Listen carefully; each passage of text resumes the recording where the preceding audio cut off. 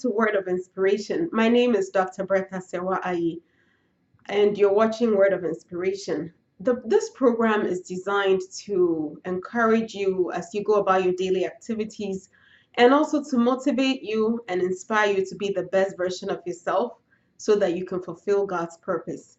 Recently, I have talked about the theme pursuing your purpose with passion, and I have addressed the P's that have to do with vision, that it has to do with your life's purpose. You need a plan for the vision.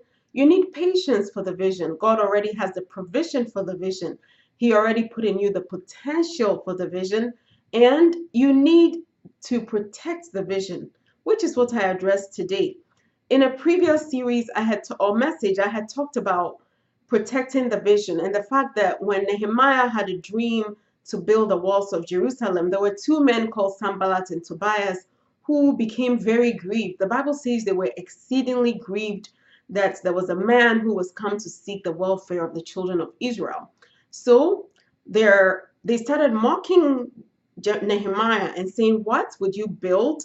They made fun of him, but they continued. And the Bible tells us by Nehemiah 2, these people were very angry. And Nehemiah had to tell the two of them that we, his servants, we will arise and build, for God will prosper us.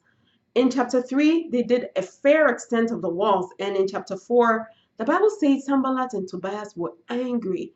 Why are they building the wall? Why have they made so much progress? So they called a group of people together and they threatened to stop it. They said, "We will resist the work." That's what they said. And they planned to kill Nehemiah and all the people involved with the work. And so Nehemiah had to come up with a quick communications and a security strategy. He armed everybody with weapons. He told the people who were working to carry a sword, and the people who were not working, he divided into two groups.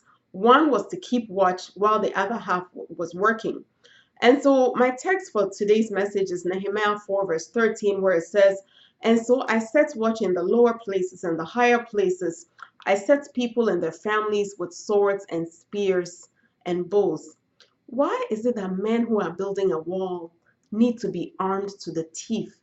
To the point where Nehemiah said they didn't even go home to take a wash or anything. They just had people bring clothes to switch because Sanballat and Tobias were determined to stop the work. That's very sad that when you have a vision, there will be, unfortunately, people out there who intend to stop your work. Like there's a lot of work that needs to go on in Africa. There are people who would decide, what will they build? You know, when Ghana gained independence, unfortunately, a day after, this was way back in 1957, I read how several news outlets, even though they were rejoicing or at least showing what was going on, also said, "Let's watch and see. I think they're not going to make it." And unfortunately, there are people out there who feel that way about development. When you have a vision, you know, it's sad to say this, but in May of 2000, The Economist magazine ran a cover that said the dark continent. You know, although the details of it had to do with the fact that when you watch Africa by satellite, it looks dark, they had an article, "The hopeless Africa." How? How can you say this about a whole continent that has 1 billion people? They said there was no hope for us. They talked about our wars and sickness. That was very sad. But you know, 11 years later, in December of 2011, there was another cover sheet. It said Africa Rising, and it showed a young man flying a kite with the colors of a rainbow. Why?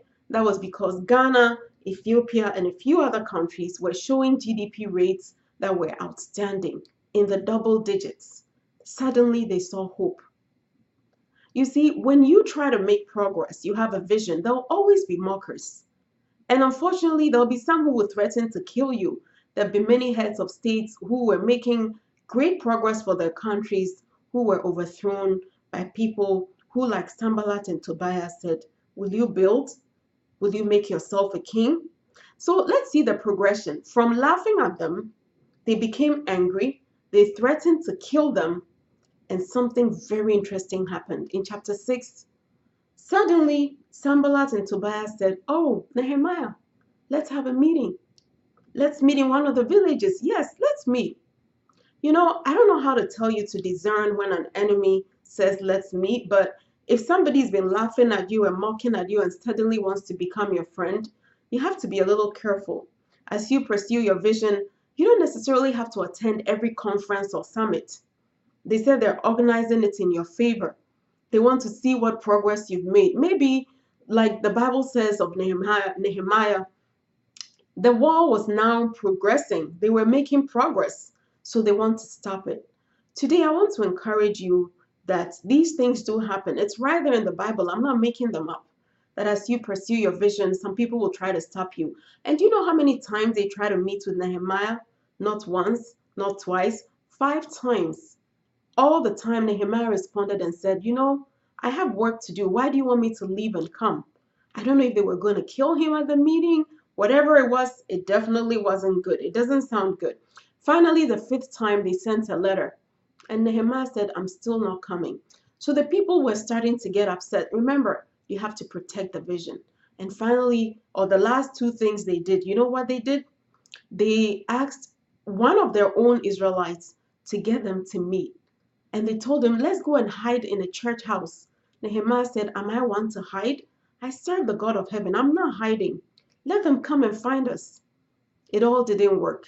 And in Nehemiah chapter 6, this same two people sent a letter to put fear into them. Let me address the issue of fear. Remember when I talked about your purpose and why some people never fulfill it? I told you about the man who had been given 1 talent. He said, I was afraid and I hid it. The enemy will always use fear because fear is such a trap. Once you're afraid, your heart starts beating, you are sweating, you're confused, you can't think straight. But I have good news for you. The Bible says God has not given us a spirit of fear, but of power, love, and a sound mind. He's giving you the power to achieve your dreams.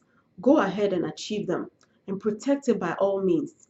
Nehemiah used both spiritual and physical means. Unfortunately, some people pray all the time.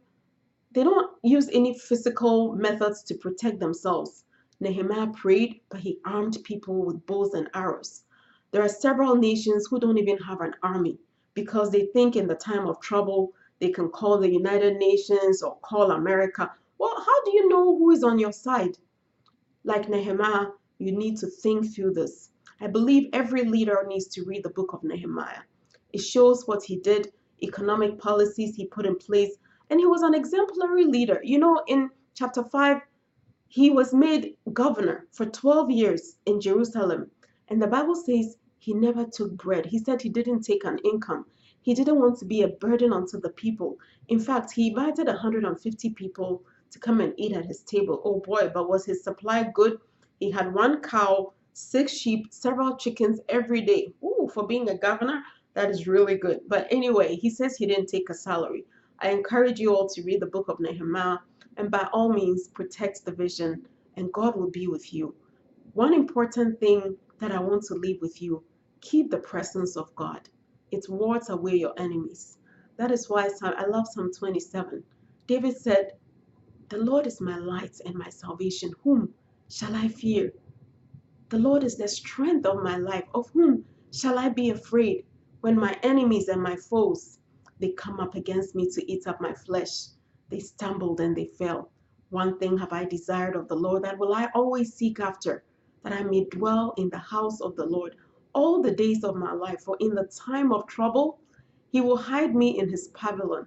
In the secret of his tabernacle shall he hide me. Today I pray God hides you in the secret of his tabernacle. Please say this after me. I am a winner. I am more than a conqueror. I'm the head and not the tail. I shall be always above and never beneath. The Lord is on my side. I will not be afraid. God has a purpose for my life, so I will not die. I will live to declare God's goodness concerning my life. Please join me tomorrow. This has been Dr. Bertha Ayi bringing you word of inspiration with a message: protect the vision.